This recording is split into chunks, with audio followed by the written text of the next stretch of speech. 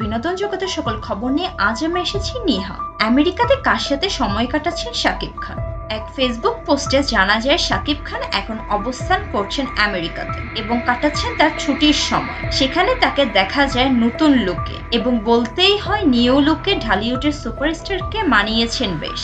শোনা যাচ্ছে এই নতুন লুকে নাকি চলবে ঢালিউডে বরবাদ সিনেমার কিছু পার্টের শুট। তবে এরই মাঝে জানা গেল তিনি আমেরিকাতে নেই একা, সেখানেই তাকে সঙ্গ দিচ্ছেন ফারহানা আক্তার।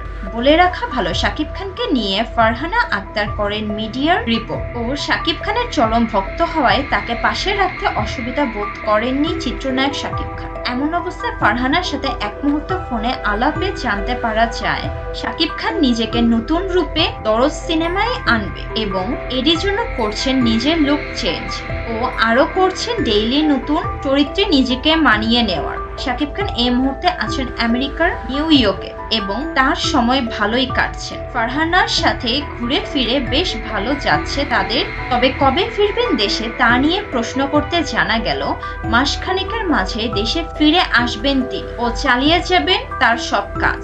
আবার এটাও শোনা যাচ্ছে তিনি নাকি ফিরে আসবেন সেপ্টেম্বরে।